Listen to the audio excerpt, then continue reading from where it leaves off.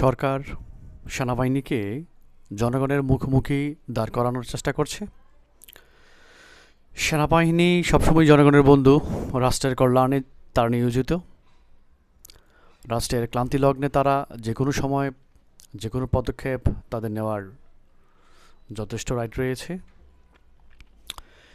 এমন সংকটকালে সেনাবাহিনীর অতীব জরুরি জনগণের পাশে এসে দাঁড়ানো, জনগণের বন্ধু হিসেবে ভূমিকা পালন করা।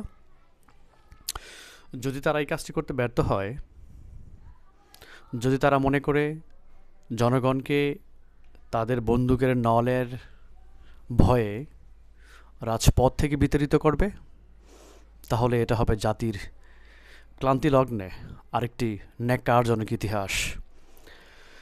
সেনাবাহিনী প্রধান, যদিও শেখ হাসিনার আত্মীয় শোনা যায়, তার অত্যন্ত বুদ্ধিদীপ্ত কাজ হবে এই সময়টাতে, এই জরুরি অবস্থায় জনগণের পাশে এসে দাঁড়ানো।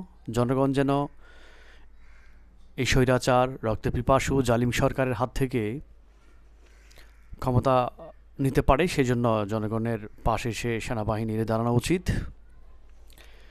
আরও উচিত যেন জনগণ তাদেরকে যে বিশ্বাসটা, তাদের উপর যে আস্থাটা জনগণের রয়েছে, সে আস্থাটা বজায় রাখা। আজকে যদি সেনাবাহিনী তার এই গুরুত্বপূর্ণ সময়ে ভূমিকাটি না নিতে পারে, তাহলে জনগণ সেনাবাহিনীকে ভুল বুঝবে, সেনাবাহিনীকে রাষ্ট্রের শত্রু, আওয়ামী লীগের দালাল, শত্রু, আওয়ামী লীগের পাচাটা প্রাণী, এইসব শব্দ ব্যবহার করতেও ভুল করবে না। তো এই জিনিসগুলোর প্রেক্ষাপটে আমরা বলতে পারি সেনাবাহিনীকে অবশ্যই জনগণের পাশে এসে দাঁড়াতে হবে, জনগণকে আশ্বস্ত করতে হবে আমরা আপনাদের সাথে আছি, যতটুকু আমাদের ক্ষমতা রয়েছে সেগুলো আমরা সর্বোচ্চ ব্যবহার করব রাষ্ট্রীয় সম্পদ বাঁচাতে এবং জনগণের পাশে এসে দাঁড়াতে।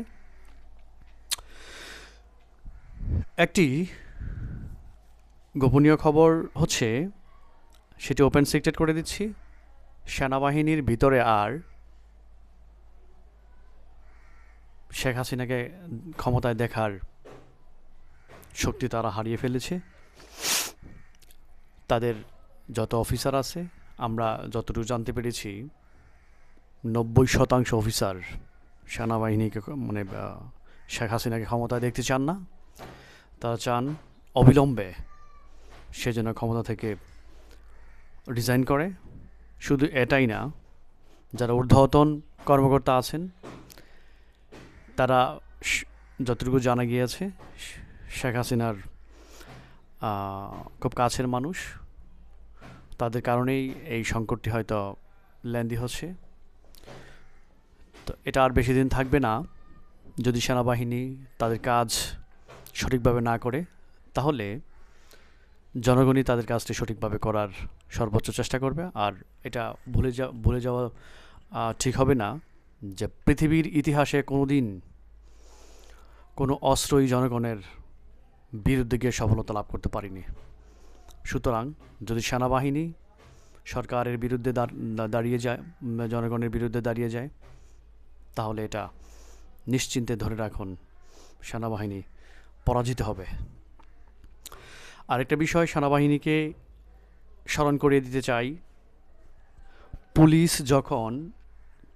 যখন নিয়োগ হয়, তাদের নিয়োগ বিজ্ঞপ্তিতে একটি কথা লেখা থাকে, ওখানে লেখা থাকে নিরস্ত্র শব্দটি। সুতরাং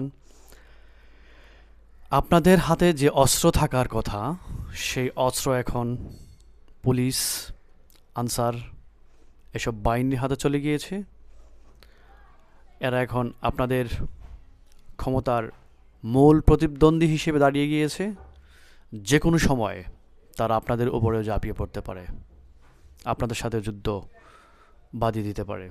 সুতরাং শেখ হাসিনা আপনাদেরকে অবিশ্বাস করে, সেনাবাহিনীকে অবিশ্বাস করে, সেই অবিশ্বাসের ফলশ্রুতিতেই সে আনসার, তারপর হচ্ছে পুলিশ, এইসব বাহিনীর উপর এরকম মারাত্মক অস্ত্রগুলো তুলে দেওয়ার ভূমিকা নিয়েছেন, যেন যে কোনো পরিস্থিতিতেই যদি সেনাবাহিনী না আসে তাহলে সে পুলিশ বাহিনীকে কাজে লাগাবে।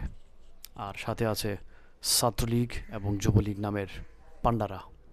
অতএব সেনাবাহিনীকে বলবো, এই গুরুত্বপূর্ণ সময়ে, দেশের দুর্যোগের মধ্যে আপনারা জনগণের পাশে এসে দাঁড়ান, জনগণকে সাহায্য করুন, ও রাষ্ট্রের যে আপনারা বন্ধু সেটি আপনারা প্রমাণ করুন, নয়তোবা জনগণ আপনাদের আওয়ামী চরিত্রের মধ্য দিয়ে দেখতে শুরু করবে। ধন্যবাদ।